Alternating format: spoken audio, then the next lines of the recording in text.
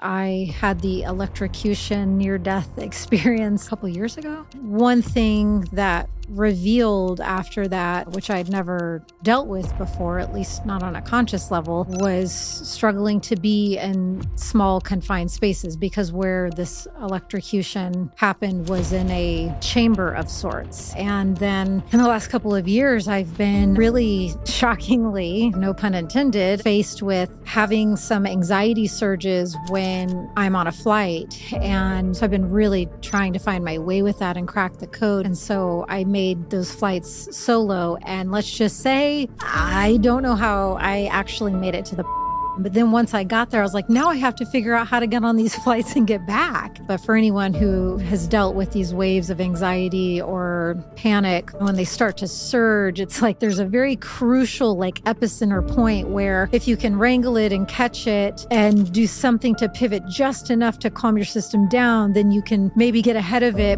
But if you don't find that sweet spot and it kind of, it's not that fun. All right, welcome to episode 626. Can you believe I've sat here 626 times and had I'm conversations? starting to get more used to it. For a while, every time I would hear that, I'd be shooketh, but now it's clicking in. It's a lot of hours. Those amount of hours obviously add up to many years. What, almost a decade?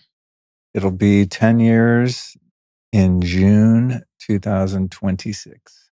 It's around the corner here. This year's really zipping right on by. Oh my God. Well, it's been zippy, but then it also has gotten time warpy. I feel like it's kind of morphed all over the time space reality zone, right? For me, time is going so fast. It's mind blowing. Yeah, I can't believe how quickly things go by, especially our recent trip. We were out in California, in Nevada City for 5-6 weeks or something. And I couldn't believe it was over. It was just bizarre. It felt like we were there for 2 weeks.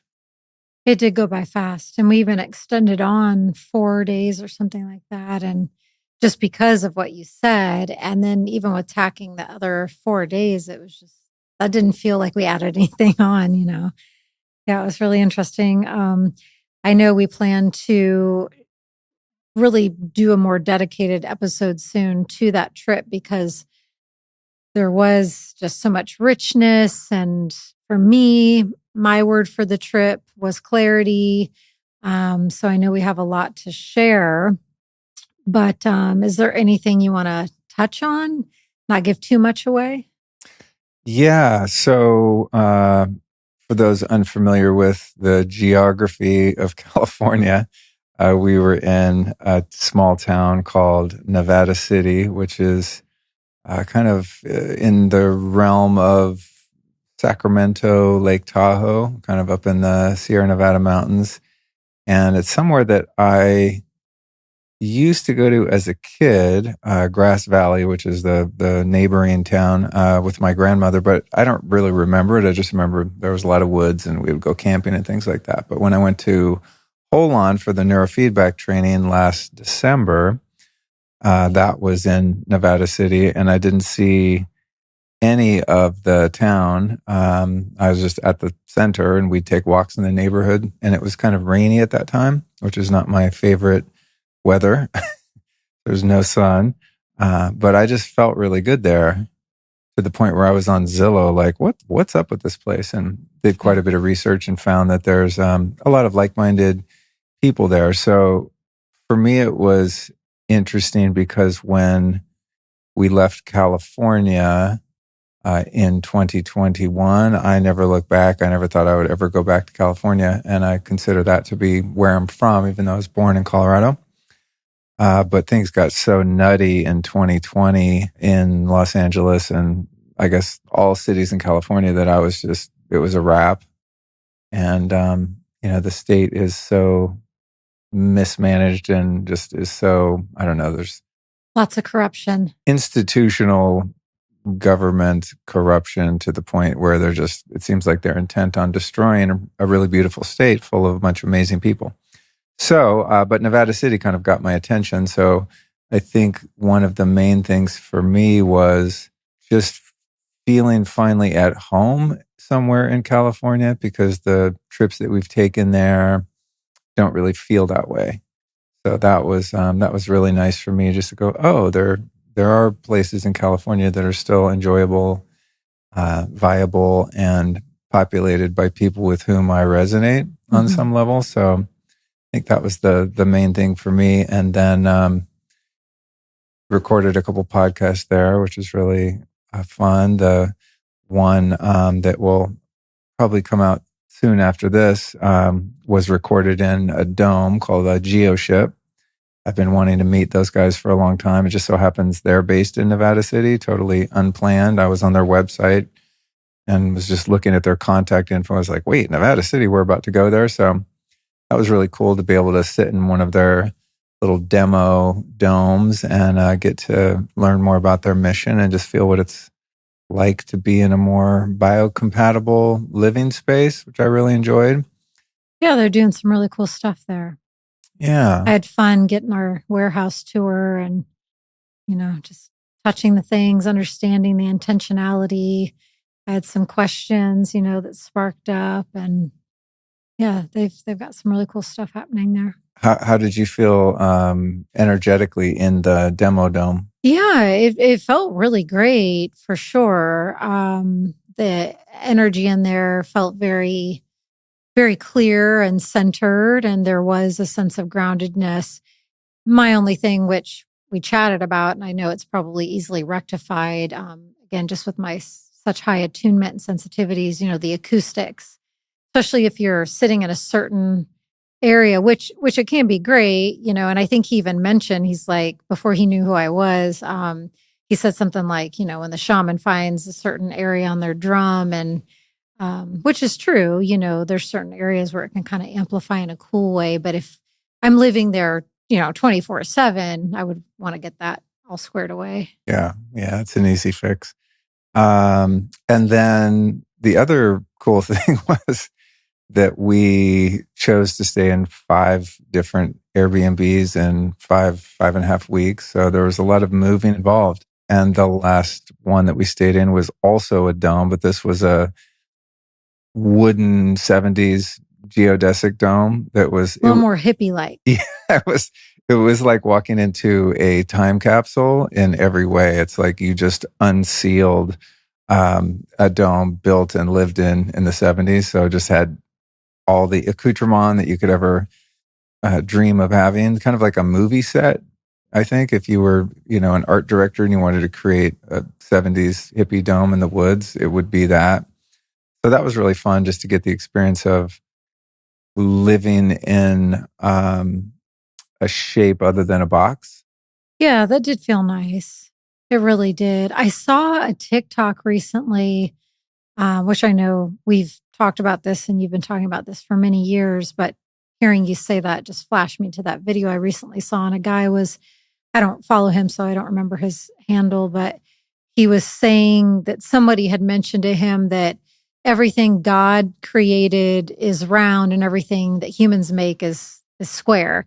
And then he started looking around his apartment and he was just like, the square doorways, the square windows, the square TV, the square. And he was just like, like once, the thing, once you see it, you can't unsee it. And he was just like tripping out and like, kind of this maddening kind of like, what is this? What are we doing? What have we done? Why? Once you start to see just all these harsh right angles. And then when you think about, nature, which is obviously also what we are, all the cells in us are round, the blood platelets, the, even the insides of bones, and the flowers and everything in nature is more round. Yeah, we talked about that in that episode with the founder Morgan, the GeoShip founder, and I forget the exact phrase, but part of their motto is something like "live outside of the box." We went down this whole thread. Oh, cool! But thinking about just most of us are born in a hospital, right? A hospital room is a box. You're put in some kind of crib or incubator, another box. You get in a car with your parents. They drive you home in a box. You go into a room in your parents' home, in a room that's a box inside of a bigger box, and so on, right? Mm-hmm. School buses, school rooms, like our entire life. And then for many of us, unfortunately, we end up in a hospital room and die in a box, right? So it's just like your whole life, you're in these little squares and also staring at them, right? Our phones are boxes, TVs are boxes, most windows are boxes. It's trippy. Yeah, it's a super strange thing. So if you think like, where did that begin? I mean, I guess we could easily answer that if we knew about architecture and different, times. Well, I think it's easier to design right-angled boxes, and it's cheaper and easier to build them. It requires less ingenuity and skill. So it probably has something to do with just, taking the easier, faster route to building.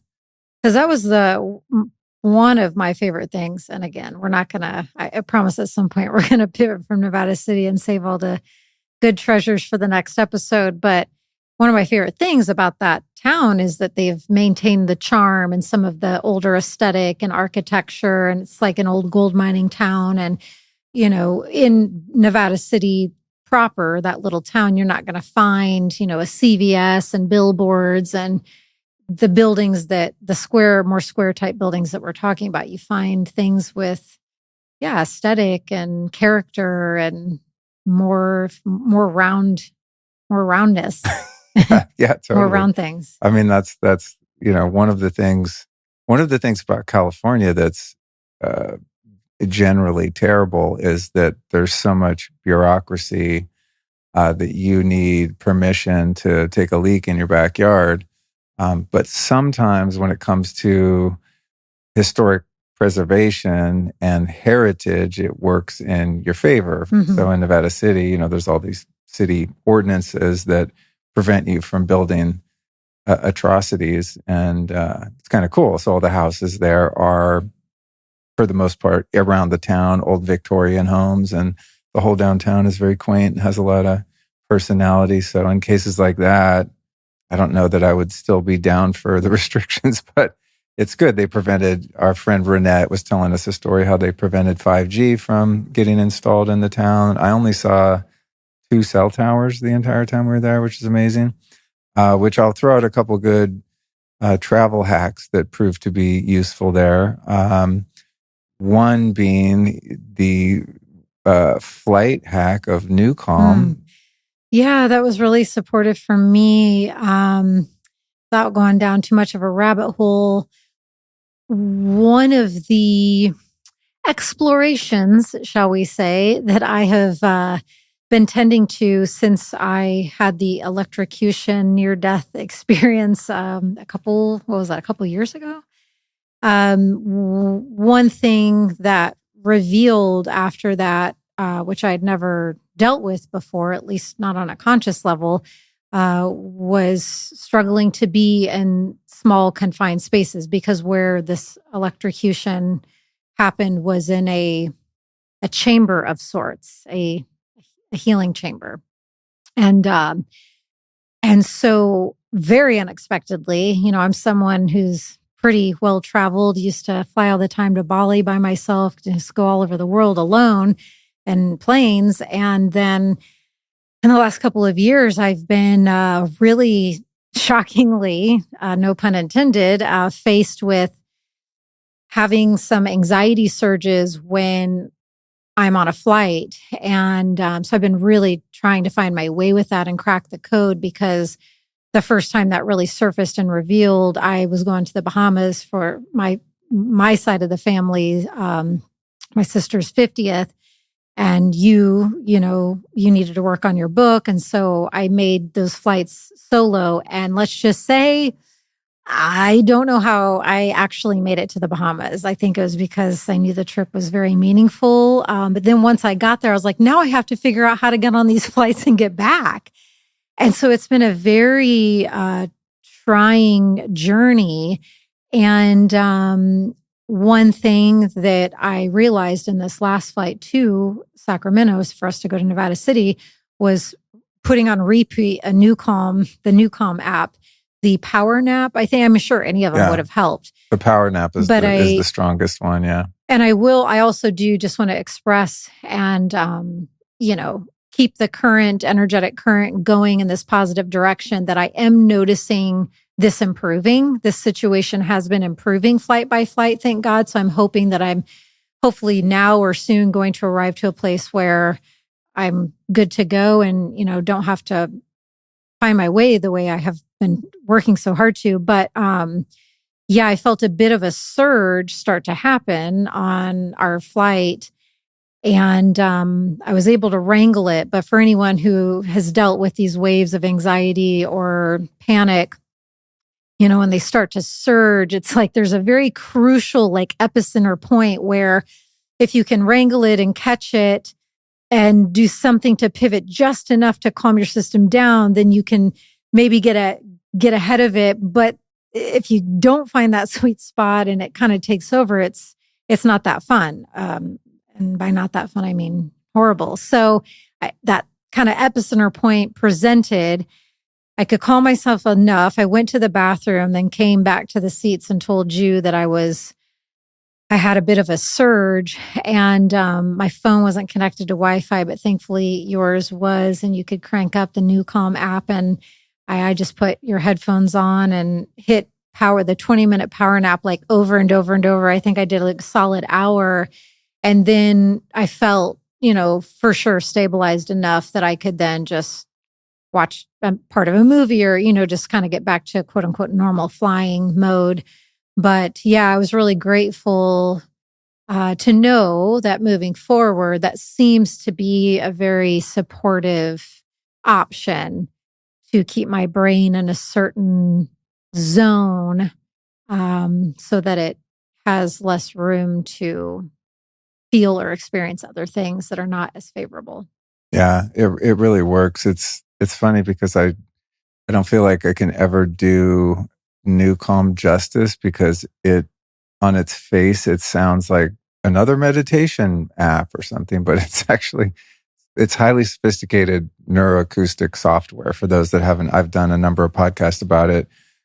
So yes, there is an app, but the tracks that are on an app are really effective at dropping you into, well, it depends what you're trying to do, but alpha or theta brainwaves. And so that one that you listen to, the power nap, is like deep theta, and it takes about 5 minutes to drop in, and you're just in la la land. And I don't have the same type of anxiety expression that you have flying, but it's one of the most uncomfortable things that I do on a semi-regular basis. It's very hard on your body and your brain in different ways. Yeah, it's the EMF, the noise, the whole thing. So I do Newcom usually for an hour to an hour and a half, sometimes 2 hours on the plane. I put an eye mask on and I'm just out.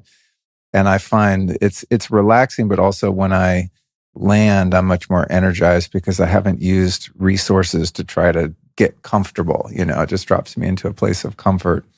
But even maybe more so for me is, and it's not something they even talk about a lot, but are the focus tracks, which I listen to nonstop when I'm working, when I'm writing, working on my book or doing any kind of focused office work, emails, whatever.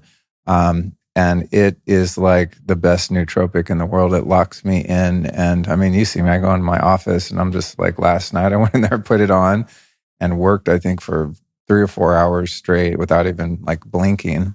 I'm not saying that's healthy. I should be getting up and jumping on the trampoline or doing some squats and not sitting for that long, but I just got locked in, and Newcom is really helpful for that. So that's a great resource for people for travel and otherwise. And speaking of resources, the show notes today, folks, are going to be lukestorey.com/6. Was it 626? Yeah. 626. So anything we talk about on here that's linkable, like GeoShip or Newcom or anything else that people might want to look into further, it will be there in the show description on your podcast apps and so on.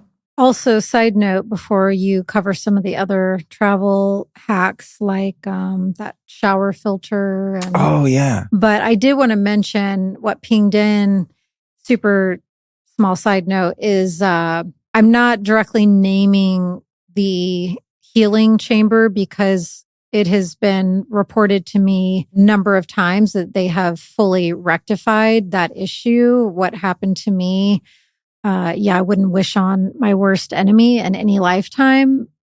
And like I said, they have supposedly fully fixed that. And I pray that's true and that it's not supposed to happen to anyone else again. Because I could just hear some of your listeners being like, well, tell us the chamber so we don't get electrocuted, you know? That good point. I mean, that's, taking the respectable high road. And I'm quite confident that it has been remedied. Unfortunately, it took that experience for you to, to sound the alarm. Yeah.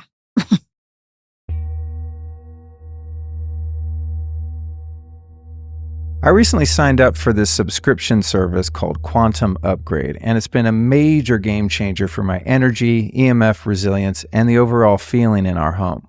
Let me explain how it works. Quantum energy is the energy that supports all life in the universe. It's nonlinear, non-local, and has an immense potential for health when it's harnessed and directed to you or into your living environment. Through many years of research and development, Quantum Upgrade created one of the world's most potent sources of usable quantum energy. So when you sign up for their service, Quantum Upgrade associates your home, car, phone, business, and even your pet with this energy. The energy you receive with the Quantum Upgrade is a high consciousness field that you can even customize on the fly. For example, I like to set different booster levels at specific times, such as before a podcast recording or during sleep. It's pretty awesome. The Quantum Upgrade energy streaming service has already been studied and tested by independent institutes, doctors, and labs with phenomenal results in placebo-controlled double-blind studies. It's been shown to improve red and white blood cells and even reverse stages 1 and 2 of blood clotting in only a few minutes. You can try it right now risk-free with a 15-day free trial by visiting quantumupgrade.io. All you got to do is use the code Luke15 to activate your free trial. Again, you'll find it at quantumupgrade.io. Okay, so another issue with travel is contaminated water in hotels and Airbnbs and things like that. So this company, Canopy, had reached out to me about their shower and bathtub filters. And I looked into it, and it looks to be legit and up to my standards. So knowing we were traveling, I was going to have them send these to Nevada City. But then I realized after an Airbnb or two that all the houses we were staying, because they were all remote, were on well water. And so I was like, oh, no chlorine smell, no chemicals. So we didn't end up needing them. But for those watching the video, this thing is super rad. So this is a bathtub water filter. And I've been waiting for years. So, your spigot goes in here and then the filter's here and the water comes out here. I've been waiting for freaking years for someone to come up with one of these that isn't a piece of garbage. I've always just bought them on Amazon, and they're like a little ball, and it's got a kind of a rubber string, and you try to hang it on the thing and it falls off, and they're just garbage. So these guys have figured that out. I'm really excited about. And then they've got a shower head here that has quite a bit of filtration in it. And then I just opened these when we got back. And then there's also one of those nice little sprayer, little handheld vibes, which I never used, but it's kind of cool that they made that. So there's a filter inside it. You can get in the crevices better with that. Yeah, exactly. A little spritzing. You can get in the nether regions without putting fluoride and chlorine all over you. So that's a good discovery that I, thankfully didn't have to use, but that's always an issue when traveling, especially if you're used to purified water at home, which we thankfully are here. You really notice it when you travel. So every time we travel, I'm like staying in a hotel, I'm like, oh my God, the shower's like a freaking gas chamber. The other thing, of course, that's difficult with travel is lighting. I'll admit I'm a little extreme with this, but I've just found so many benefits to my health and sleep and mood, etc., from eliminating crappy LED and fluorescent lights wherever we stay. So, half my suitcase is full of bond charge red lights, or they also make lights that have 3 different settings, from no blue, kind of yellow, to a medium, to like a bright daylight. You can pick your... Yeah. So if you need more light, you can turn on the yellow one, and it's not so dark. I also want to quickly interject. This memory just flashed in. A few years ago, I remember there was, I don't know, someone on social media or one of your listeners who said, there's no way that Luke actually does that with the light bulb. Cause I think you had explained the light bulb changes, and maybe I was somewhere and they said, no, I think I was somewhere at a gathering and the person said that to me. And I was like, well, I'm his wife. So if anyone on the planet would know the accuracy and truthfulness, it's me. And I can indeed confirm that he does that. So much so that I want to say, on this trip, we were gone for 6 weeks. My husband brought 1 pair of underwear, about 3 t-shirts, 1 pair of sweatpants, and then the other 2 humongous suitcases were filled with nothing but light bulbs and biohacking. I don't even know what all you brought, but it was hilarious once we got there. It's called wellness technology. Well, okay. But it was just so funny because the last trip to Indiana, we realized that you didn't bring hardly any clothes too. So we're like, what is this new trend you have going on? I'm having issues packing. I don't, it's not like the clothing part. I mean, that was a huge fail on this trip. I get there, 6 weeks. He was going into the creeks, and every place we stayed at, you typically would have like a pond nearby or a creek, and he was like washing his undies. I was like a little villager. Out there. I'd find him down in the creek scrubbing his. I'm doing laundry in the river. I offered you mine at one point. Yeah, I'm not going to do that. So that was a fail. So I need to address that. Admittedly, I seem to have lost my, ability to pack clothing this like is an a new adult. Trend. Yeah, it's really weird. So I need to make a packing list, apparently. And also a couple of places, didn't have washing machines. So by the end of the trip, I'm like, I'm down to 1 clean t-shirt.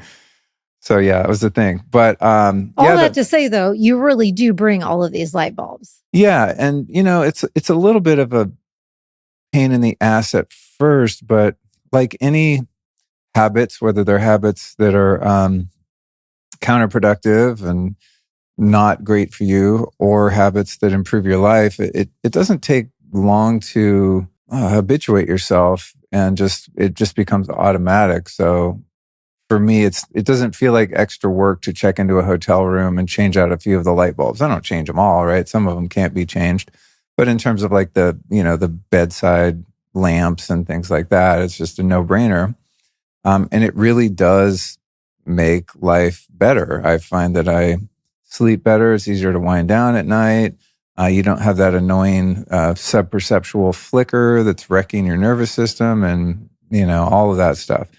Also, people that might not believe that I actually adjust the lighting everywhere I go. There's a misconception out there that I've seen on social media that all LED lighting is trash. And I would say 99.99% of it is, but there are companies like Bond Charge and also Shielded Healing at the Shielded Shop that manufacture LED lights to have no flicker and no harmful spectrum of light, and also that don't produce a bunch of dirty electricity and EMF, which is also an issue with especially those curly Q CFL bulbs. I mean, those things, like, you don't want those anywhere near you. They are terrible for EMF, horrible for light, and they're just bad for the environment. They have mercury in them. Yeah, they suck ass. So, contrary to popular belief, there are high quality, health supporting LED lights. Now, in the house here, we have mostly incandescent lights, but those are not very easy to travel with because they're heavier and they break. The LED lights are super light and they're easy to travel with. So that's what I do. And then another one is bringing a little roll of black electrical tape to cover up all of the freaking indicator lights all over the place. All the new modern appliances have the brightest lights that are on for just no reasons. I mean, some of them obviously are like a clock telling you the time, but like the smoke detector, or no, Yeah. the air conditioning unit in that third house, just this one dot, but it would light up the whole room. It's so weird. Yeah. So the lighting is a huge thing. The other one is EMF, which is really difficult to handle when you're traveling. So I'll do things on the energetic level, like I'll activate quantum upgrade or FLFE on an address. It's a little difficult to remember if you're moving a lot like we were, like, oh, I got to update the address. But those are both helpful. But on the more physical and practical level, I always travel with a big, long sheet of EMF shielding fabric, maybe like, I want to say 8 feet by 4 feet or something. It's really light and compact. So I'll just cover behind the headboard of the bed with that whole strip. And then I have a little alligator clip that has a grounding plug on the other end. So I clip the metal clip to the shielding fabric and then plug that in the ground outlet on the wall, because shielding fabric doesn't work for electric fields unless the field has somewhere to dissipate. And so it has to be grounded. So essentially, when you're sleeping in any room, anywhere, and there's electricity in the wall behind you, which there always is, there's outlets for, your lamps and things like that. The entire bed is getting radiated. You're getting fried with 60 hertz, electric field or AC current, which is really not good, not to mention dirty electricity if the house isn't wired right and so on. So that's like another thing that would seem kind of neurotic. I'll give you that. Extreme, maybe, but super easy to do and totally worth it because you don't want to be sleeping in an electric field. Now, that doesn't do anything for the radio frequencies, cell towers, smart meters, cell phones, etc. That just blocks the electric fields. But even just doing that is a huge upgrade. And there have been times, I didn't do it this trip because I knew we'd be staying in the woods where there's no cell service, thankfully. But if I go to a city, I'm going to use the Faraday Labs full tent to cover the entire bed. And then you're sleeping in a Faraday cage, and that takes care of the radio frequencies. And I mean, I sleep like a baby when that thing is covering the bed in cities where I would normally be pretty agitated by a high EMF environment. So that's a really good hack. And then, what else? And then I always bring the little blue shield, scalar wave generator. I've never understood that thing. I just see it like always everywhere with us in the kitchen.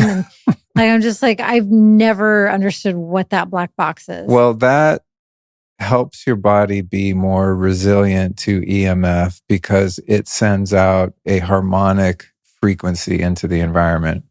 And so that's why I keep one in the car. I also have the Lila quantum block in the car. I mean, I admit I'm like psycho with this EMF stuff, but it's not born out of...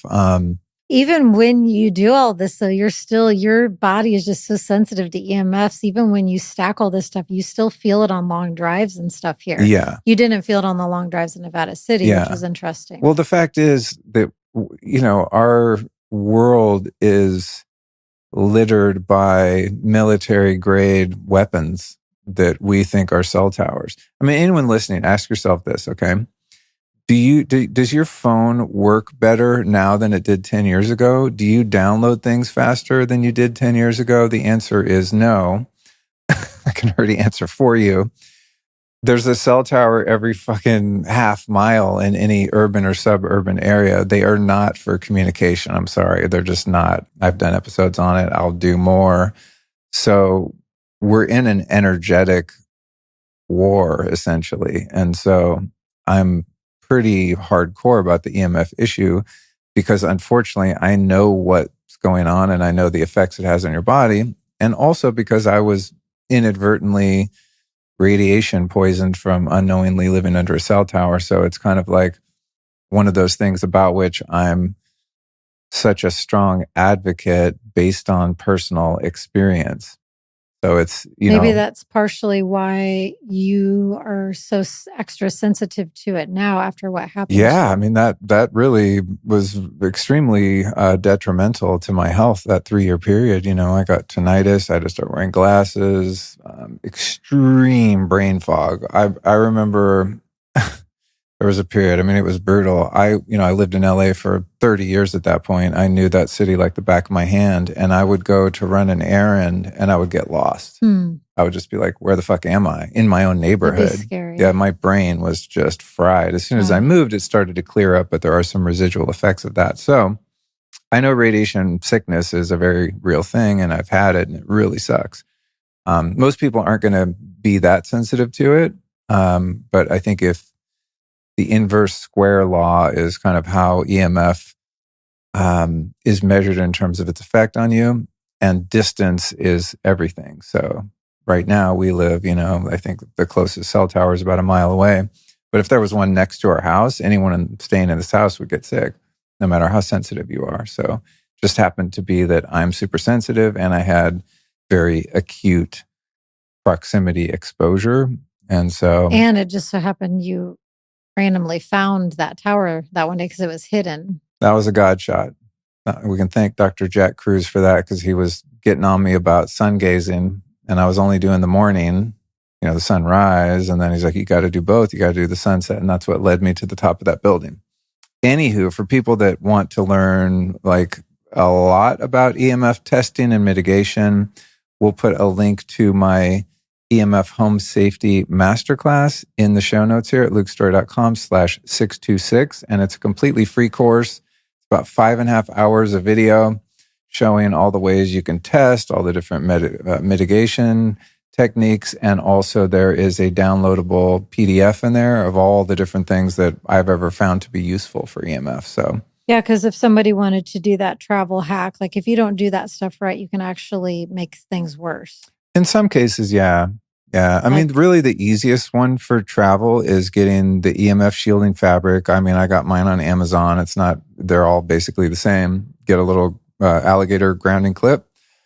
Use the best tape to use, by the way, if you don't want to harm the place you're staying and their furniture and stuff, is surprisingly packing tape, like the clear packing tape you use to pack up boxes. It sticks well and it comes right off and doesn't cause any damage. I mean, that one's pretty easy. Now, depending on who you travel with, they might think you're nuts, but they'll sleep a lot better.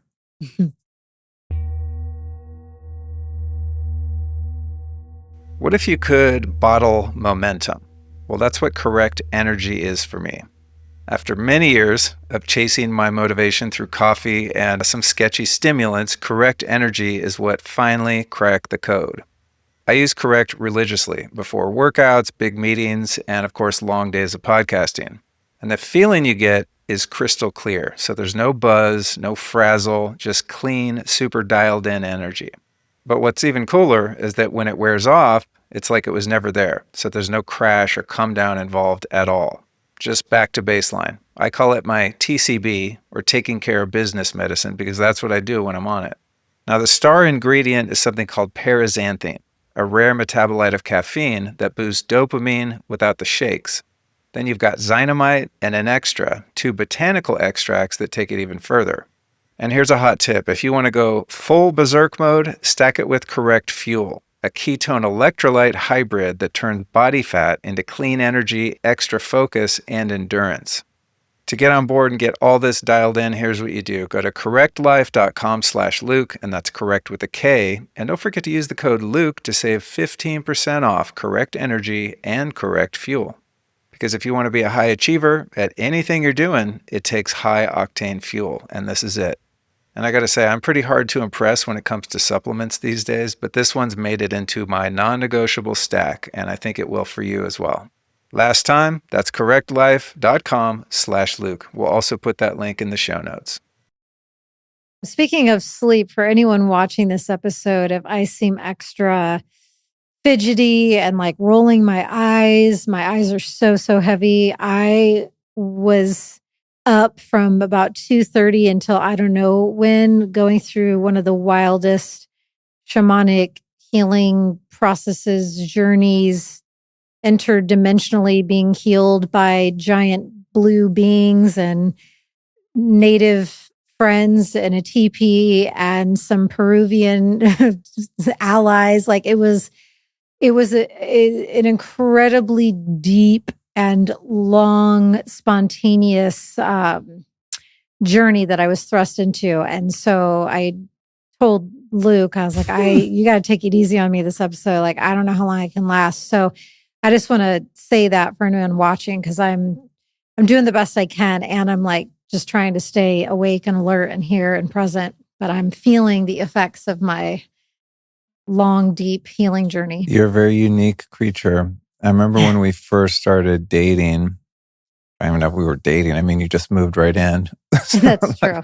When we first became a couple, I guess. We had 3 dates, then I moved in with Jelly Bean. But at that time, I was much more frequent with plant medicine work and things like that, especially than I am now, which is pretty much non-existent at present time. But I remember you would often say to me, like, you don't need to go do these journeys. Like, you have these, everything that you're unlocking by using psychedelics is already within you. You can do all of that work without actually taking medicine. It's true.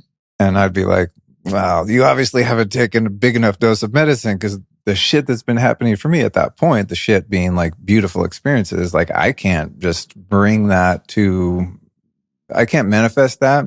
At least I don't know that I can. Yes, you absolutely can. Without that kind of help.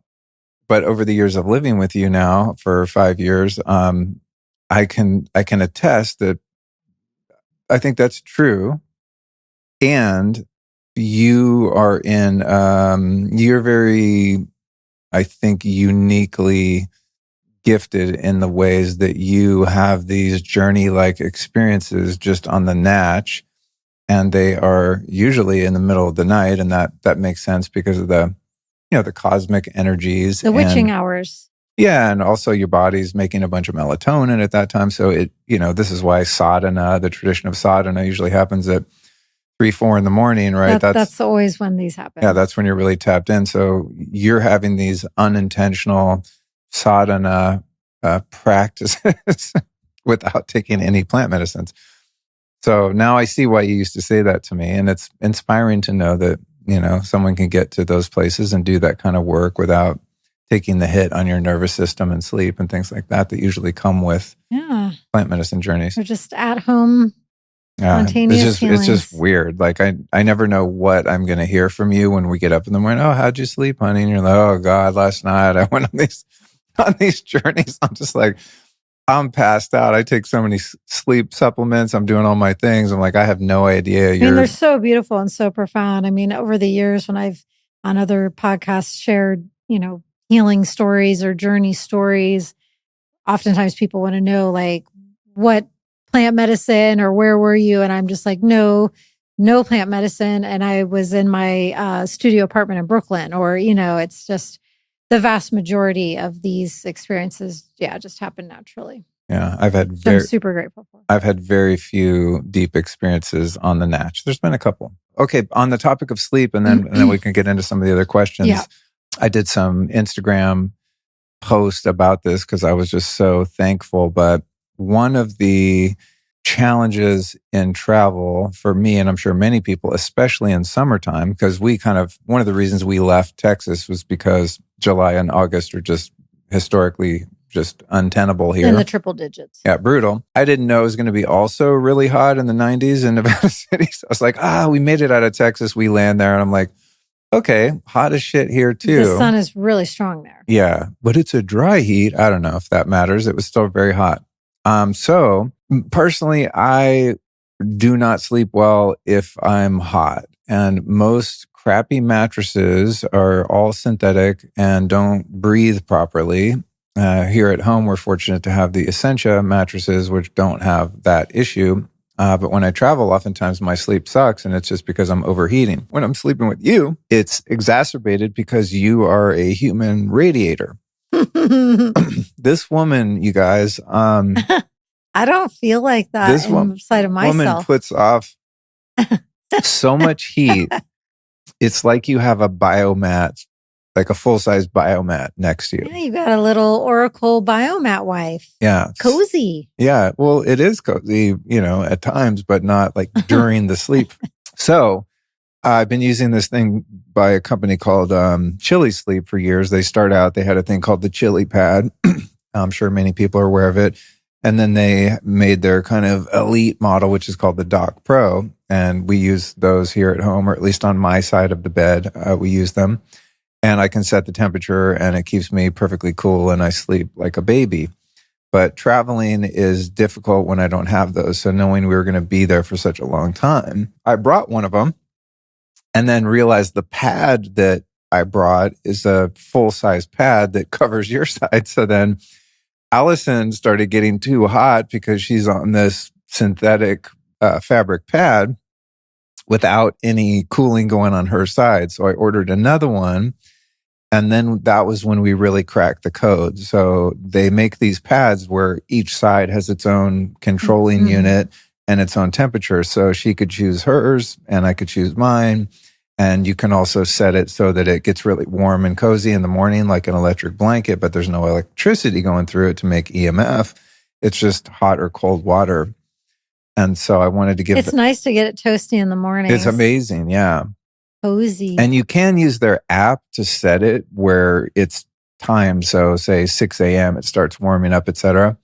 I just never do that because to set the timer, you have to turn on Wi-Fi, turn on the Wi-Fi on the units and then set it. But I like to keep everything on airplane mode, so I never do that. But I just want to say that for those, whether you're traveling or not, if people have poor sleep, you might want to look at the temperature because it's an issue you don't realize is trashing your sleep because you just are restless, but you don't necessarily wake up sweating, but you just don't realize your body temperature, your core temperature is too high for you to get into deep sleep.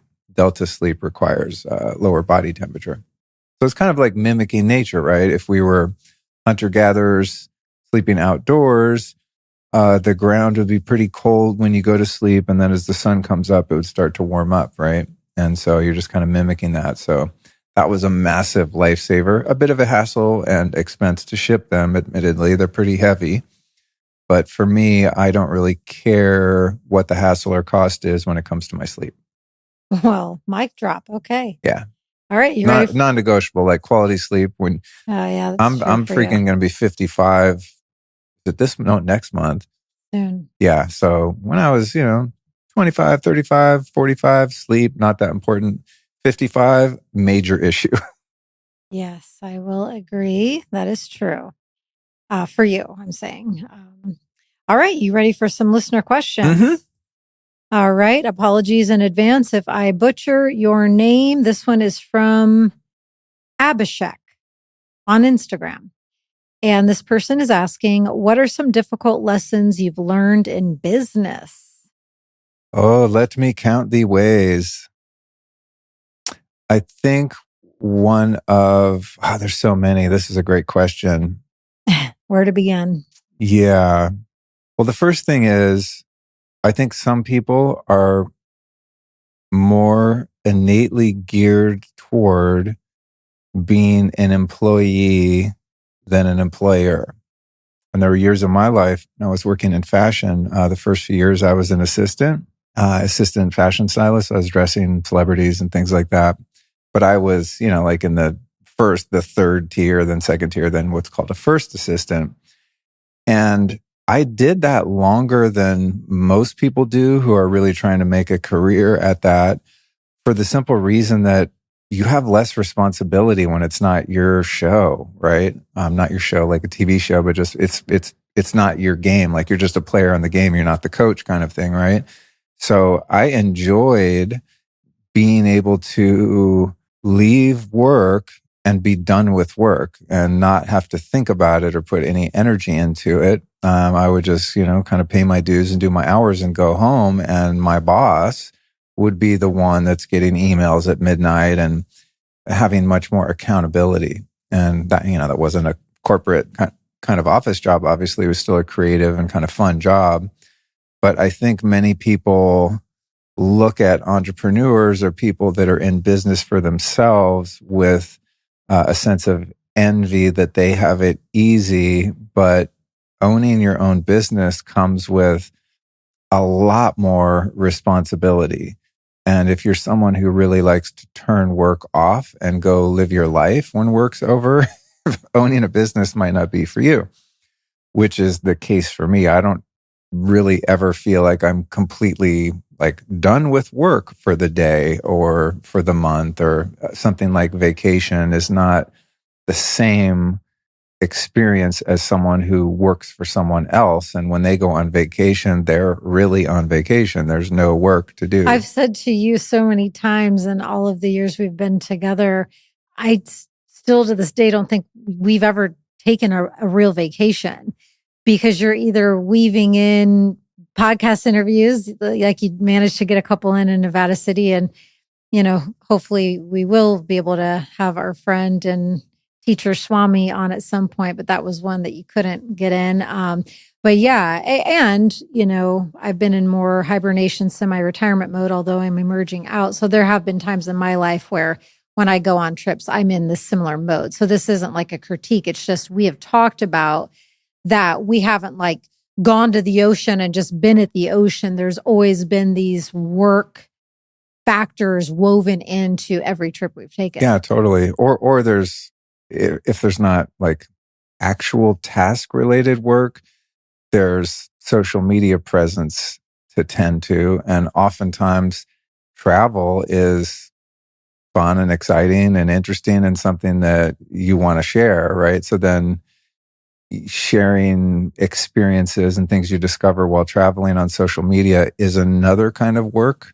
Sort of like back in the day, you'd go on vacation, and I used to love, well, I guess I do love photography, but I used to have an actual, film camera, and I'd take a trip and I would just want to document everything by photographing it. And then at the end of the trip, I'd realize like, wow, I need to come back here without a camera and just have the experience without documenting it, right? And it's sort of the same with social media. So back to the question, I think like first and foremost is self-awareness and self-analysis, self-honesty in the fact of whether or not you want to have your own business, or if you just want to support someone else's business and have less responsibility and accountability. So one of the mistakes I think I've made is thinking, yeah, I want to be an entrepreneur and do my own thing, and not realizing that there are benefits to that. Obviously, if you build a company and you have a successful exit, if you're acquired or something like that, I mean, that can be life-changing. Now, for me, it wasn't life-changing, but it was nice to have some, kind of a very small pot of gold at the end of the rainbow. But I think thinking about life in terms of your long-term goals and the quality of life you want to have and the kind of schedule you want to have and the sort of freedom, it's definitely something to consider. So while there's more freedom in owning your own business, it's also more restrictive, because if you take your hands off the wheel, it could very easily car could fly off the cliff, run amok. That said, I wasn't born as a kind of person who's good at having a job and the sort of monotony of having a job, which I did have a job once, working in a clothing store for a year and a half, 2 years. And I went absolutely insane, going to the same location in the same room, the same box every day, at 9 a.m. to 6 p.m., like just walking in circles in this little store. I was like a caged animal. So I figured out then I'm not very good at working for other people. And especially if it's very redundant. And so there's one way is not right and the other wrong, but I would say before going into business for yourself, you got to really kind of assess whether or not it's going to suit you. For me, it suits me. There's a lot more freedom in it, right? I mean, I don't have to usually be anywhere in the morning. I wake up and I'm kind of like, oh, cool. I got a 2 or 3 hour morning routine before I got to do the things. But at the same time, that freedom comes at the cost of, if things fall apart, it's your responsibility. So if you have a team of people, which thankfully right now, God bless the people that work for me, if things start falling apart, it's nobody's fault other than mine, because there's been something in my leadership or management that has created that's broken something or I'm not supporting the people that work for me in a way where there's clarity and systems in place and things like that. So there's a lot of freedom and a lot of responsibility. Some of the mistakes that I've made that come to mind are in terms of building said team. And that is in hiring people based on the rapport that I share with them. In other words, hiring people that are like cool people that I want to hang out with. They're fun. They're just like me. We think alike. And you feel like you can be yourself. Yeah. And I have to. The problem with that, I mean, that's important too. You obviously want to be around people that you enjoy. But the problem that I've had that I, took a long time to learn was essentially hiring people that are just like me and have the same strengths and the same weaknesses, right? So I would like duplicate myself. So I'm not very good at administrative, very detail-oriented work. And I'd need someone who was good at that, but I would hire someone who's good at the things I'm good at and just replicate myself, basically. And then those things are still left undone. So really paying attention. Of course, you have to have kind of, there has to be company culture and personal value alignment, right? Especially with the work that I do. Someone who is super woke is probably not going to be a good fit for helping me with my podcast and things like that, right? So there's kind of a worldview and a general system of what you value that's important.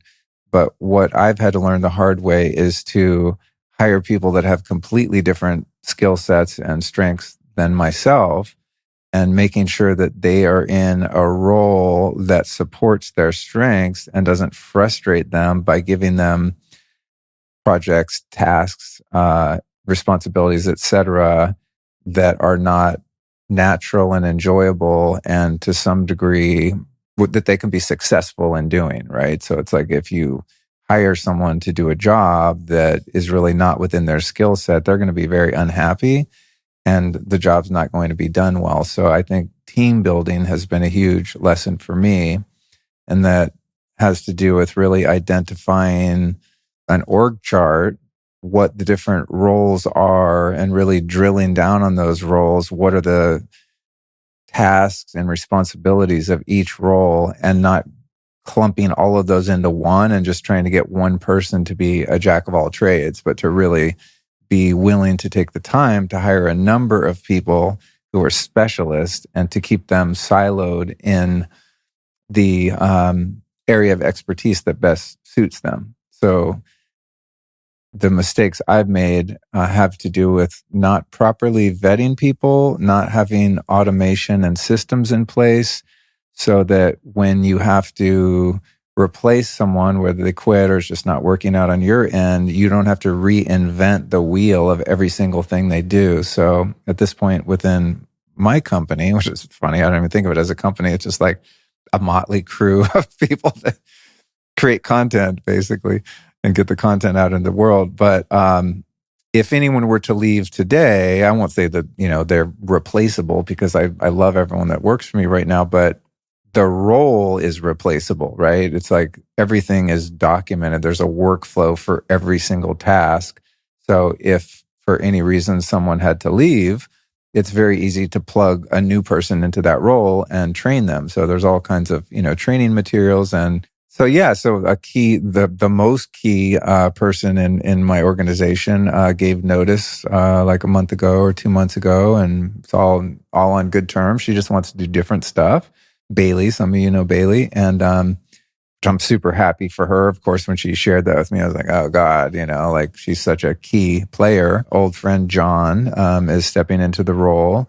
And thankfully, so many of those workflows have been documented that it's pretty seamless to just phase her out and phase him in. Now we've had some time to do that. So I would say like personnel, human resources has been something that I've struggled with over the years and have gotten much better at. The other thing is, have you ever made any bad investments? My first venture capital kind of investment a few years ago.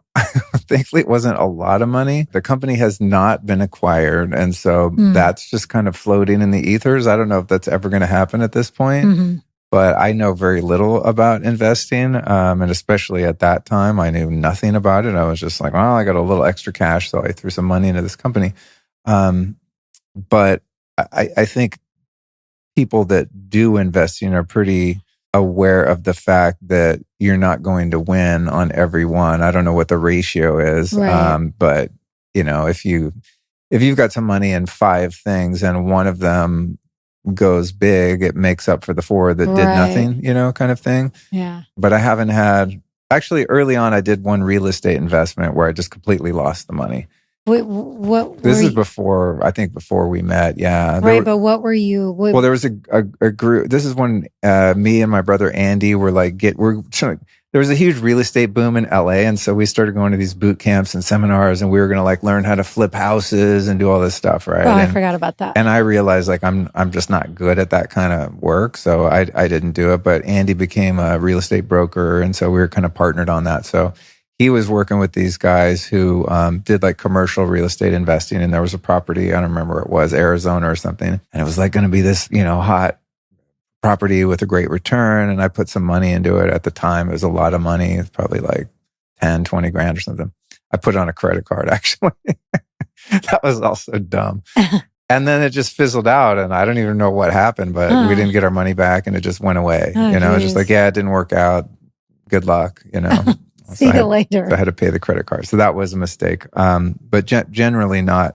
Let me think if I can think of any other. Well, just another, I don't know if it's like a mistake, but something that has served me is, it took me a long time and it wasn't until I started this podcast, but I would never personally want to start a company just because the company could make money.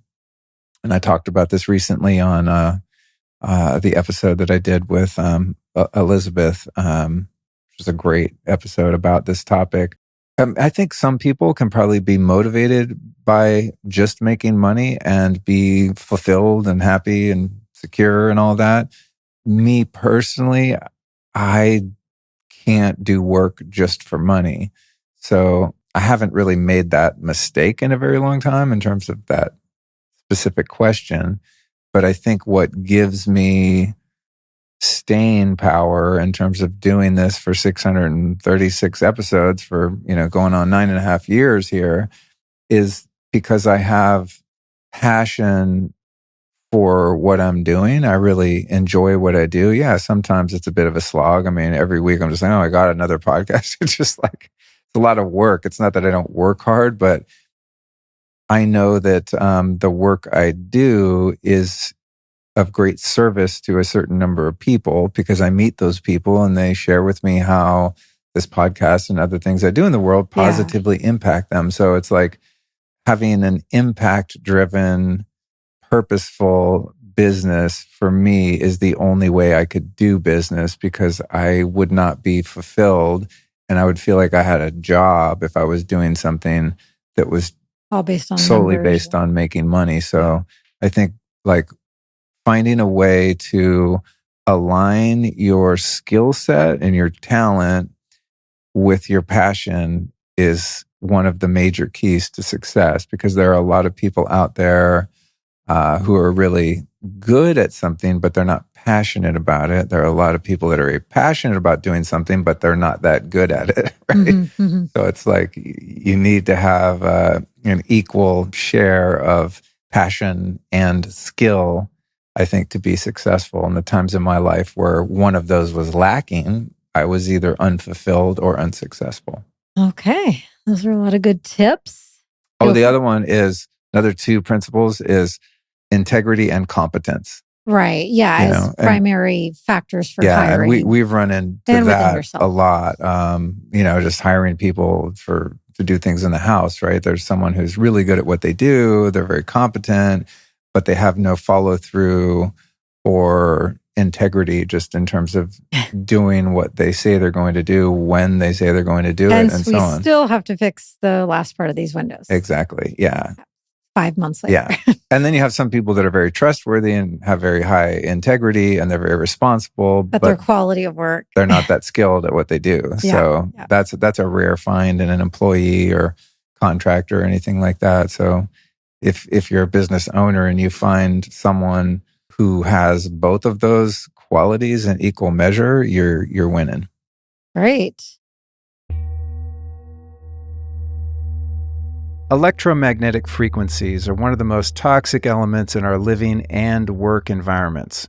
Now, most people just resign themselves to accepting them and the consequences they bring just to use the modern technology upon which we've come to depend. But after a very difficult 3-year period of hell when I was living directly under 2 cell towers, I could simply not accept that position any longer. Because the effects of EMF are cumulative, even if you're not yet experiencing the full-on nightmare I was, I'm talking vertigo, sleeplessness, and migraines for starters, you owe it to yourself to mitigate the potential future harm of EMF. And by far one of the best ways I've found to do that is by using something called a blue shield. It works like this. Blue Shield devices emit biologically coherent frequencies that are essentially loud enough to compete against the incoherent, non-native EMF fields produced by things like cell towers and Wi-Fi. And the body preferentially entrains with those frequencies via sympathetic resonance. And of course, your technology still works, while the Blue Shield device supports your well-being at a cellular level. And this is, of course, a lot more convenient than living your life in a cave or a Faraday cage. And with a gang of choices to fit your budget and lifestyle, Blue Shield is a no-brainer. To check them out, just visit blueshield-us.com. That's BLUSHIELD, blueshield-us.com, and use the code Luke to save 10%. Again, check out all your EMF protection options over at blueshield-us.com. And again, that code is Luke. Okay. How about Ninka? This is a good one. I can't wait to hear what you have to say about this. I might toss in a couple of things. What are your thoughts on the tsunami of ex-New Age spiritual leaders and health influencers coming to Christ? Because that's been going on for a long time, and maybe Ninka has also been observing it for a long time. But to me, this isn't like a brand new thing. We know people personally who, I guess I'll just speak for myself, but I know quite a lot of fellow metaphysical teachers, priestess teachers, fellow shamans, oracles who have quote unquote defected from the spiritual space and are now like Christ only. And even Doreen Virtue, she probably was the starter of this wave in some respects, like years and years and years ago. She's an OG. I think almost all of her books and decks were through Hay House. But if you're old enough or if you've been devoted to the spiritual path long enough, you know who Doreen Virtue is. Like, she was a staple in the industry. And I wish I would looked it up. I bet she authored more than 200 card decks. That's probably really?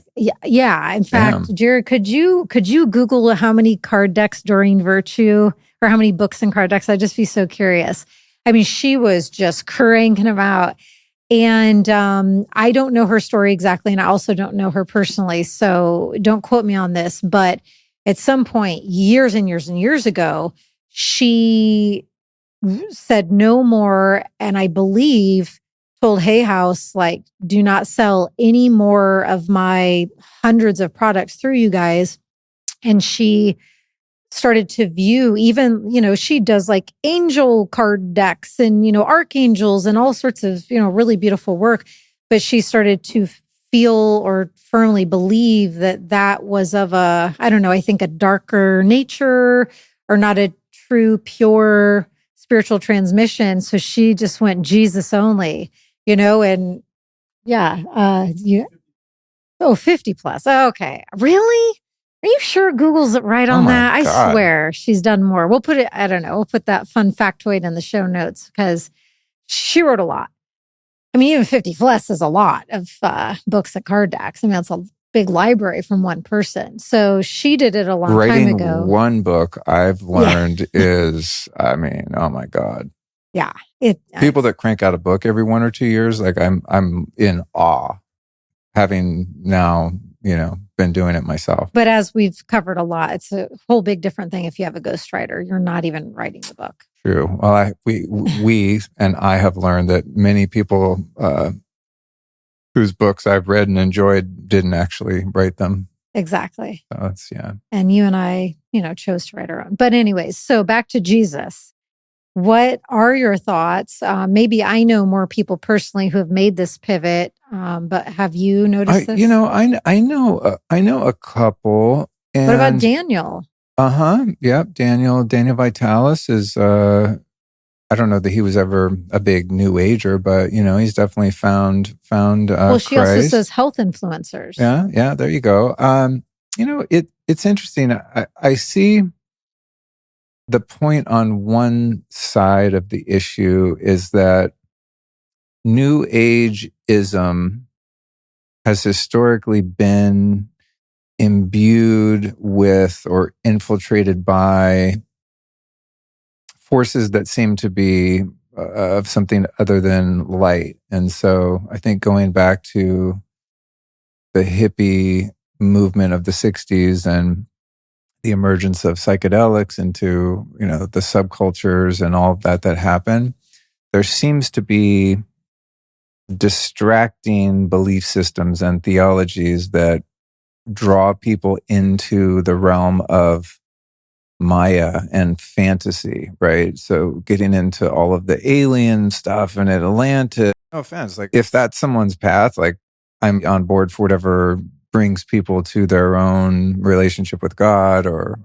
consciousness. And or also, whatever. there are some very authentic people in that space. And your point is, there are some that. But I think that spiritually, and this has been true of myself at different times, people that have a hunger to know God, or people that are spiritually curious, are oftentimes very naive and mystical, phenomenal, esoteric things are, I think, sometimes a way that those dark forces distract us from core principles and core truth. It's like the simplicity of spirituality on its face is kind of so boring, right? It's not. Yeah, there's not a lot of bells and whistles when you get into the New Age. What did David Hawkins used to call it? Something like the New Age circus or something of that realm. In that way, it's like there's a lot to distract yourself in. Yeah. And we've touched on this in different ways before, but then it becomes very easy to not face yourself. And when you've chosen to incarnate specifically on earth and specifically to become a human being, there's a reason you chose that. And one is to sort out how to be a good fellow human, how to figure out certain relational dynamics, like very earth-based, not glamorous, mystical, soaring with the unicorns things. And so, some people then can find it very easy to get completely swept into that upper realm and completely forget about the whole point and being grounded and also being human and figuring out how to be a good human too. The astral circus. That's what Hawkins used to call it. Yeah. Because he lived in Sedona for a long time. So he was around a lot of that. And he used to warn of, not that it was, demonic or something like that, but just that it's so easy to get distracted on the path. And there's so many different teachings and theologies that are really attractive to spiritual aspirants, but ultimately lead them down dead ends. And so I would guess that in regard to this question, that many people who have been spiritual teachers or on a spiritual path have ended up at many of those dead ends and been left dissatisfied or discovered that they've been spiritually bypassing with the best of intentions and sort of losing sight of what's real and true. And it also speaking from very deep personal experience, and this even came up in the Nevada City trip, and maybe we'll cover it more next episode we do together, but I am very much embodied in my oracle at this point. And a fellow oracle was explaining from her perspective, one way you can view what is an oracle is it's someone who's, gone through a wide array over a long duration of time, most likely of various different rites of passages and initiations. And you get to a certain point on your path for some people that you have this really wide tool belt.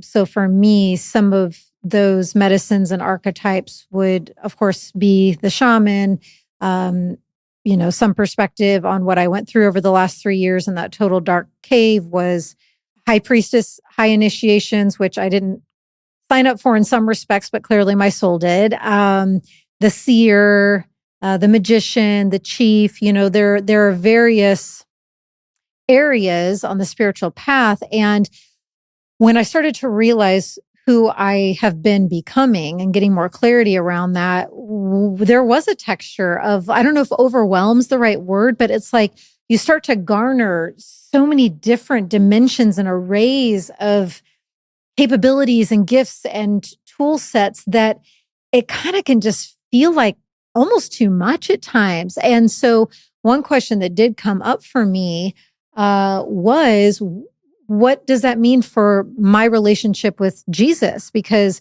he's always been my main guide since my awakening. And I've shared about this in countless interviews. You can, find one, a past one where I explain I don't come from a religious background. So I don't know Jesus through the Bible. I don't know Jesus through going to church, like a lot of people do. I know Jesus through him presenting in my life through that divine intervention, and he has been my main guide since. And so as all these different dimensions and multifacets of my gifts open and expand and ascend and expand and ground and embody, it's just like, I think it's really good that I personally choose to keep asking, like, how does Jesus fit into this now? How does Jesus fit into this now? And there was some perspective shared to me, because again, I don't know Jesus through the Bible and through the ways other people do, but this one person was sharing that, of course, he didn't have just the apostles, like many highly initiated high priestesses, benevolent high priestesses walked with him, trained him, taught him things. Of course, some of the lineages from Africa and Egypt that he was trained in different rites, the death rites, the resurrection rites, all of these things that I can relate to and have also gone through myself. And so it helped to inform this expanded clarity of who I really am in relation to where Jesus Christ fits in when I started to be vulnerable and brave enough to ask the question or concern that was arising in me, have a trusted sounding board of a person to move that energy through, to then get situated again. But I think some people, and I'm not saying what's good, bad, right, wrong, but I think some people might reach that space of feeling just the infinite nature of the spiritual realms and dimensions and the gifts growing inside of you. And there is that urge for some, and I had it too, where you just want to take it back to just so simple and quote unquote easy. Like just, you know what? I've got this huge tool belt. It would probably just maybe be better or simpler if I just Jesus alone, and I'm not trying to say that every person who has made this pivot, that's why, but I know that has come up for me. And I know that has come up for a lot of my colleagues and friends who have been doing this work for a very long time. It's just like, you know what, at this point, let's just Jesus alone. Yeah. Totally.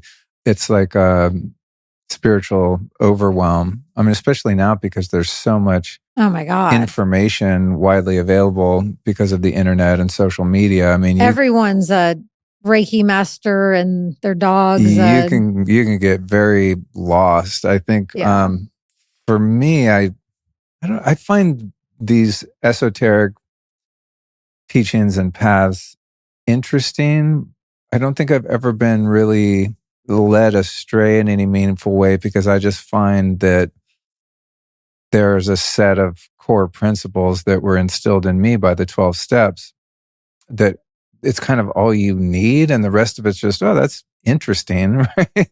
But the thing about those core principles is I guess they're probably inherent to any valid religion or theology. But in the case of Alcoholics Anonymous, the origin of the 12 steps, they were biblical Christian principles. When that organization formed, they realized that church didn't work for alcoholics for a number of reasons that would take a long time to explain. But they saw the value in the core principles of the Bible and the teachings of Jesus. So they made a non-denominational organization where you could choose your own higher power, right? It's a God of your understanding, which is one of the most brilliant aspects of the 12 steps. But all of those principles, and I'm no expert on Christianity by any stretch, but I do know the origin of those principles, at least where they've been most utilized and popularized in Western culture, have to do with the teachings of Jesus. So it's like the shortcut to self-realization for some of us can just be drilling down to those core principles, and applying those is probably more effective and faster than some of these other threads that we can get lost on. Forgiveness, unconditional love, turning the other cheek, right? There's always something to look at, figure out, tend to, heal. Yeah, making amends. I mean, there's just like basic fundamental things that you can learn and very easily, well, not easily apply to your life, but you can easily grasp them as an intellectual idea, a construct, applying them in your life, being selfish instead of selfish. Easier said than done. For some of us, it's been a long road for me. That can be a life. Right, being of service to others, right? All of these just basic principles. And so I think probably a lot of us get spiritual fatigue, and we're just like, dude, bring me back to the core. Yeah. Right? Just like, all right, let's just get this down to the blueprints of this thing and just keep it simple. But also, for me personally, in the past few years since 2020, just seeing the anti-human, anti-life, dark forces that control most of the world and all of our major institutions, to see them attack and vilify Christianity and Jesus made it more attractive for me. We've did a couple podcasts on this a couple years ago, so to the point where I bought us a family Bible, and we even went to church a couple times. Even though I've never really been interested in religion, I became interested in the teachings of Jesus, because those that oppose me and my well-being also oppose Jesus. So it's the old, what is it? The enemy of my enemies is my friend. So some people probably share that with me, where they're like, okay, if these dark forces are so anti-Jesus, there must be good in that. They must believe in the power of Jesus, right, or the power of Christianity. If they're trying to stamp it out and they're going to such lengths to do so, they wouldn't do that if it didn't have validity or power. So that makes me draw more closely to it. Now, it turns out I find the Bible very difficult to read. I don't feel compelled to read it on a regular basis. Went to church a couple times. It was nice, but still, I'm like, I don't know if I'm a church guy. But if I can distill the things that are attributed to Jesus as teachings, I'm 100% in. I'm going to get a little personal here, you guys. Are you feeling bloated, gassy, sluggish, and constantly hungry? The real problem might not be what you're eating. It could be what's missing. Check it out. Most modern diets are loaded with sugar and processed crap, but they've stripped out the essential bitter compounds that our bodies need for proper digestion.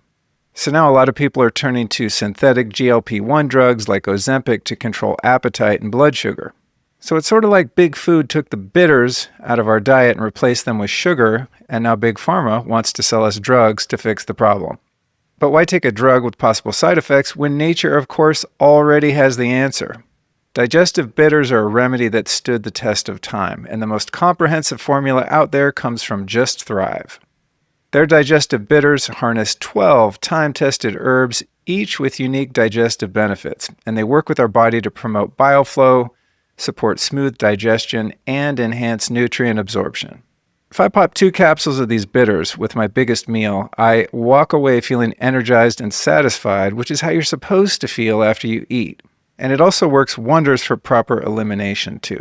So hop over to justthrivehealth.com and use the code Luke20 to save yourself 20%. Because it turns out the real solution wasn't in a lab, it was in nature all along. Again, that's justthrivehealth.com and the code is Luke20. Yeah, I think that Ninka, I'm grateful you asked this question because I think it's just healthy and wonderful to talk about this. There's been humans and religion and all these spiritual possibilities on this planet, some since the beginning of time and others for hundreds of thousands and thousands of years. And like, just a lot that's been going on. There's a lot that's currently going on, and it can feel very cyclone-y at times. And so, yeah, I think the more we just kind of flesh things through and talk things out, it's helpful. And the last thing I'll share is it also pinged for me when Marianne Williamson reached out a year, whatever ago to me to, just for us to do something together here in Austin. And we ended up having that beautiful dinner with Cal and Peyton. And Peyton also had a beautiful event at their home for Marianne's book, which is about Jesus. Gosh, it's a The great... Mystic Jesus, I think it's called? Yeah. Maybe Jared could look up the exact title. It's her most recent one, but it's a great book. And the thing that I probably love the most about her and I, and all of us coming together in those few days was that dinner where at that large dinner table, I mean, all walks of life, all different nationalities, and also just pretty much everyone coming from a different path and vantage point with their experience of Jesus. Some having that deep religious wound. I mean, even trauma with some, which I'm not going to go into your stories, don't worry. But those very vulnerable shares of like what they endured and their process of getting to know Jesus and then exiting out of those abusive terrains of that path, finding new pathways for them. But then at a certain point, I think a lot of them start to wonder, is there a new way for Jesus and I to connect? Is there like a different way to get to know Jesus? And it's one of the things I'm most grateful for on my path is that I know Jesus through direct relating, through direct connection. And I didn't have to, there's plenty of other stuff I'd heal and work through, but thank God that wasn't added to the list of having to disarmor and decode and like, because he's incredibly powerful. Obviously, so is Mother Mary, Mary Magdalene. They're always in the mix with him. But this is just such a rich conversation. And while it's been going on for quite some time, there are more and more people that, were spiritual teachers of different things. And now I think that, this will probably be the last thing I say. I think the thing that is intriguing for me, though, is when they start to get in that very harsh, I don't know the word for it, but Dogmatic? Maybe that's the word, where they start to then view that like you or I are the devil or, and again, I won't share this personal story. Don't worry, I'm not going to say her name, but a very close friend of ours, recently experienced a really hurtful situation where, this person found their way back to Jesus and got very strict and I guess that's the definition of dogmatic in some ways about it's Jesus only, and then started to view the beautiful, pure heart-centric work that this other person's doing as, dark and all sorts of stuff. So that's where I'm just, would Jesus, I don't think that Jesus operated like that. He helped the wounded and, the sick and the abused and the addicts and the gamblers and so that's where I'm just kind of like, oh, the rigid, like unfollow, speak negatively publicly about the people that you were once very close friends with, almost family with, and then all of a sudden, like they're the devil. Yeah. Eh, Religiosity is not necessarily spirituality. And shout out to my childhood best friend, Nikki, you know, and I went through that initial awakening and divine intervention. She was one of the first people that I called, and she knows Jesus from a very devoted religious path for the most part. But, you know, she really helped usher Jesus into my life. And we've remained, you know, best friends through all of these years since I was like, I don't know, sixth grade or middle school. No, eighth grade, I think is when we met. And you know, to this day, and we've found our way. You know, she does not at all veer into the realms and lanes that are my calling. And I don't know Jesus the way that she does, but she doesn't view me, you know, as the devil. And I don't view her as, you know, weird for, you know what I mean? We both love Jesus. Period. Great. Jesus is awesome. So yeah, I think that's my sharing on this note, but Beautiful. yeah. La próxima pregunta. Okay. I was like, where are you going with this? Got it. I don't understand enough Spanish. I know what you're asking or saying. So this is Faye on Telegram. Oh boy. Oh yeah. For those that want uncensored Luke Story content, you can find me on Telegram, and we'll link that in the show notes.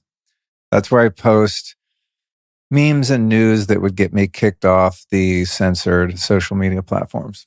Do you feel like answering this? If not, we can go to the Iboga question. But Faye asks, are we living in a simulated reality created by an evil deity or a quote unquote divine matrix holographic simulation? Oh, that's easy. Oh, because I'm just No, like, I ain't touching that one. No, I'm just kidding. That's the question, right? It's like the existential question, capital Q. I wrestle with this one a bit myself. I think where I've arrived now that feels workable.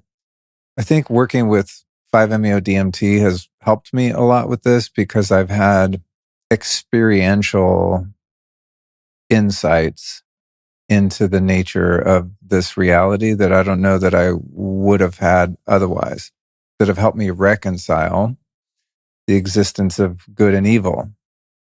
On one hand, you have this energy harvesting, recycling system of reincarnation, where this free range slavery realm called Earth parasitically siphons energy off humans as we're born again and again and again. But quick question, because that's a very, very strong statement. Because this planet is miraculous, incredible. I haven't gotten to that part yet. Awe-inspiring. Okay. Yeah. I said on one hand. Oh, okay. Right? Okay. On the other hand, to your point, we live in a magical realm of abundance, beauty, love, connection, and learning, expansion. And opportunities for growth and evolution. So we're in a duality, and the more I come to accept that, the better am I able to understand its purpose. And so to the question, my perspective at this point is not that it's either or. It's not just this parasitic recycling system controlled by dark forces, and it's not this utopian, God-centered place of love and light. It's both, and they both keep each other in balance.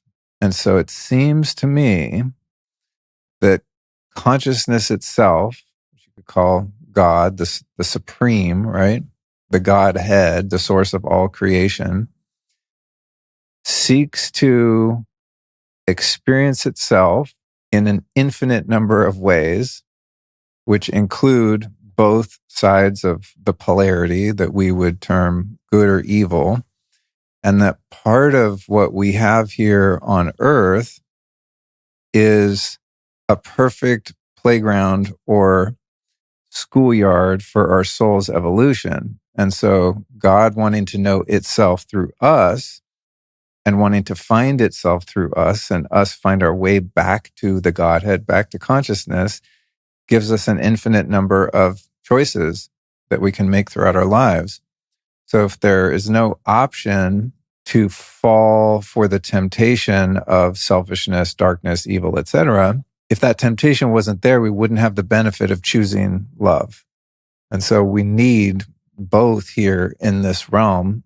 And I think that it is a simulation because when you dream or when you meditate or even when you close your eyes, or especially if you work with plant medicines and things like that, the world as we know it, the physical world is gone. It doesn't exist anymore. It only exists when we're back in our body and our senses give us a material experience with which we can touch, feel, taste, smell, etc. Like there's a you there right now, right? And you seem separate from me, but we're actually just expressions of one single thing. So there is oneness that's based in love, but part of that love is providing this realm that we call Earth, where we can come and have the perfect circumstances by which we as individual souls can evolve along with consciousness as a whole. So if I look at things from that way, it makes it easier for me to reconcile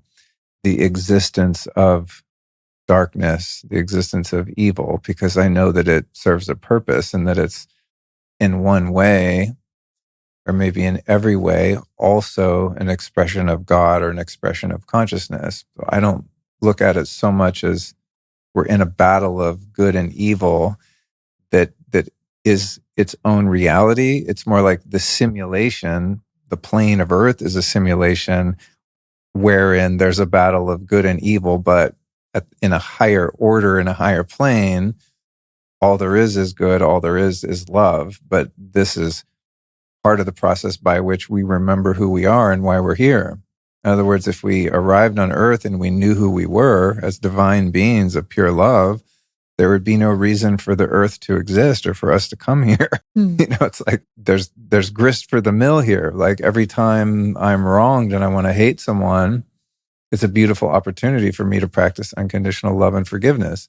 If no one was offending me, then I wouldn't have the opportunity to do that. What evokes for me that quote that I'm about to butcher. It's such a beautiful one too, so I might need your help again, Jared. But it's that quote where this says, "I'll meet you out in the field beyond right and wrong." I don't know that one. Beyond the ideas of right and wrongdoing, there is a field, and I will meet you there. Rumi quote. Thanks, Jared. Yeah, it's that for some reason your share evoked that for me, and also one of the primary through line thread teachings of my cave 3 years, the equanimity piece too. Yeah. Well, it's funny. Speaking of, things being connected and being one, the very sub chapter that I'm writing in my book right now it's in the final chapter and it's about perception. And that chapter opens with a Shakespearean quote that goes like this: "There's no such thing as good or bad. Only thinking makes it so." Mm-hmm. Right. And that's the trick, right? Is living as though duality is not real in a simulation or a realm in which duality is very real. Right. That's the paradox. It's like there's a higher knowing where we know that in the field of consciousness, there's only one thing. There are no opposites. There's no polarity. It's just one thing, right? You can kind of get that at certain times in life. Some of us experience that and know it to be true. Yet we wake up, we come back, our meditation's over, whatever, and like, oh, I'm back in a body and now everything's in separation again. So it's like the separation is an illusion, but it's a necessary illusion for us to do what I think we're here to do. And why I think we're here to do that is because the more I set my sights on remembering and integrating that radical acceptance, surrender, open-mindedness in my life, in other words, like existing in a way that is as close as I can get to a non-dual sort of perspective is the very thing that enables me to be able to operate and thrive in a totally dualistic realm. It's a massive paradox. So it's like accepting that, this body's going to die. My dad died. There's evil people trying to kill us every freaking day. It's like the entire world is like, it's built to like poison us by these anti-life entities and beings, this parasitic system in which we live.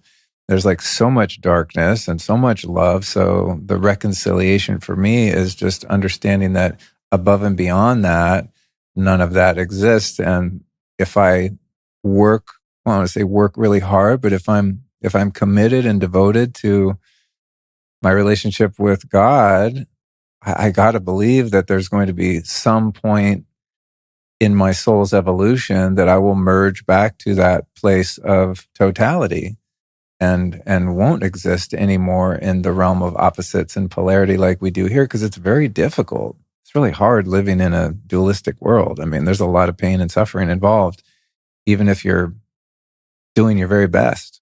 I think even more so if you're on a spiritual path, because there's so many of these existential questions that beg to be answered. And when we endeavor to find the answers, a lot of what you uncover is very difficult truth to swallow and accept.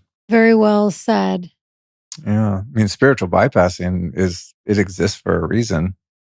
It can soften the blow and also of just the experience choosing here. to keep your pineal gland calcified AF, to just stay in that. And I'm not saying all people who work in cubicles are this, but I'm just saying like to stay in those more just monotony, roboticized ways of experiencing this earth experience, where you're not allowing, your soul to communicate with you, and you're not allowing the full spectrum of earthly human emotions to be felt, because, I'm sure there can be many parts of us that are just like, you know what? If we just stay as tight and closed off and constricted as possible, then we don't have to face and smell and deal with and feel all that other stuff. Non-player characters. It's a path. I do my best not to judge non-player characters in the simulation, NPCs for short, because God only knows how many lifetimes I've squandered as an NPC myself. Sure. And like and everyone has a divine purpose. Yeah, like how many, we don't know, right? I mean, those of us that can remember our past lives, I guess, do. But like in this life, I've looked at the fact that, I became a drug addict and an alcoholic in a really profound way. And I surrendered and I asked God for help, and I got the help I needed, and my life is forever changed, as is the entire trajectory of my soul's evolution. But I've often wondered, how many lifetimes have I burned through where I didn't learn the lesson and I died a drunk?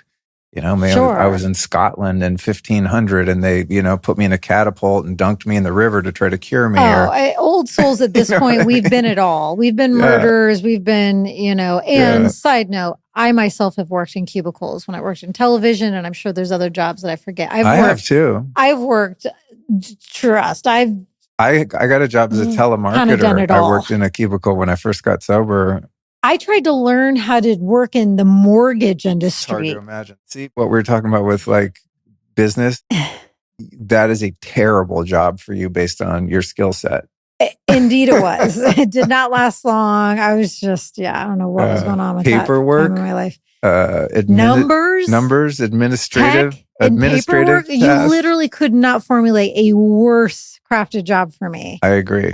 I wanted to share something about the book that I forgot to mention earlier that was really fun. And I fun. want to let Basil know that I loved your question so much that I'm going to weave it into the next episode that he and I do together, because my answer to your question pertains to one of the biggest epiphanies I had in our Nevada City trip. So you're not forgotten. We have your question. What's the question, but we won't answer it? Do we want to spoil? This is a spoiler? Yeah, I'm just curious. Yeah. Oh, it's how do you manage living your truth, and what do you compromise while still living in the matrix of the programmed world? Oh, great. So it's that kitchen epiphany that I had that I feel ties into that. Yeah, that's a good one to cover next time. Selling your soul. You're not supposed to give it away. Well, I It didn't was say my anything. epiphany to give away. Well, no, people have different interpretations of what that means. Okay, fine. So we can unpack that. But one thing I wanted to share that goes back to our trip that was just interesting to me and beautiful. I'm always looking for, it's actually pertinent to the question that we just unpacked, right? Is the interconnected nature of all things in space and time. And I'm always looking for reinforcement of that knowing that reminds me that there's only one thing and that everything is connected. And it's really top of mind because my book, A Horse Named Lonesome, which comes out next year, 2026, I think in November. Shout out. Almost freaking done with it. Oh my God. What a journey. But the book is about loneliness and connection and existential separation and things of this nature. So it's something I'm thinking about, writing about, unpacking, contemplating on a daily basis for many, many hours for the past couple of years. Cookie, listen, girl. Papa's almost done. You were almost done, sweetie. So hungry tummy, I know. We know. Just chill for 2 seconds, okay? We'll get you dinner. Mike Tyson, she's over here punching I'm Alyson. like having to block punches.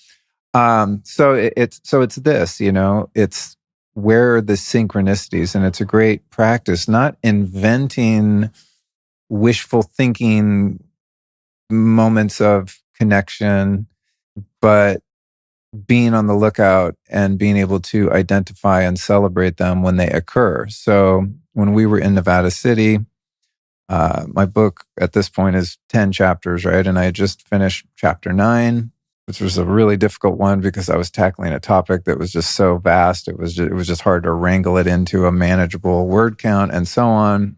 And so I outlined the conclusion chapter 10, which kind of, hopefully brings it all home and is able to sort of summarize a lot of the other themes and things throughout the book. So I'm always looking for synchronicities, right? So I start the final chapter of the book, I outlined it, and then the next morning I was set, page 1, like, what am I going to write? And so I sit to start that chapter, and the opening of that chapter is a reflection on my dad's death earlier this year. And then I realize as I'm writing it, it's August 31st, it's my dad's birthday. That was wild. Like, out of thousands of hours, hundreds of days, hundreds of pages written, like, how is it possible that just randomly the day that particular passage was going to be included in the book was on his birthday? Absolutely.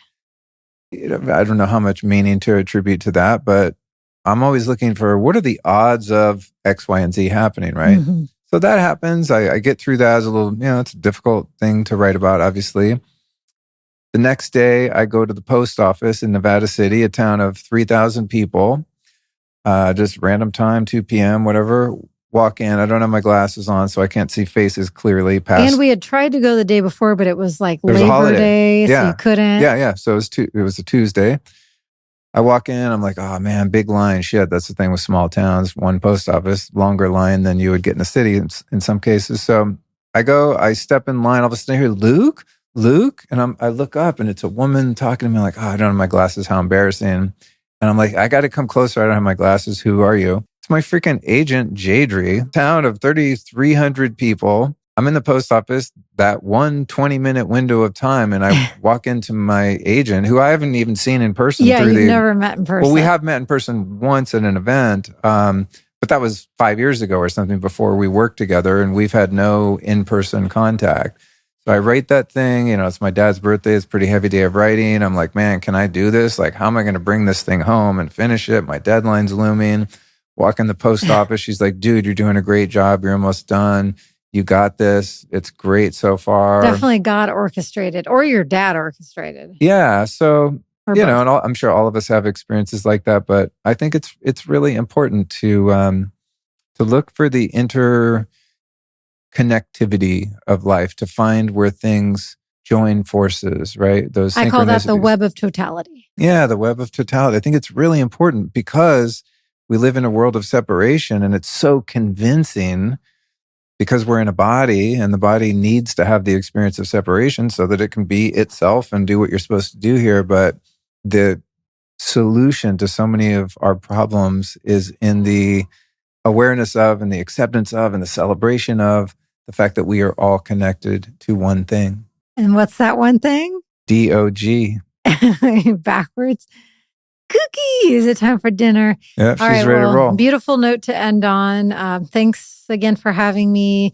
We'll come back together again next month where we'll share the many epiphanies of Nevada City time. And yeah, in the meantime, we're going to feed our dog who's about to keel over from hunger. Thanks for joining me again, sweetie. I appreciate you doing these episodes with me. It's so much more fun than doing them with myself. Wonderful.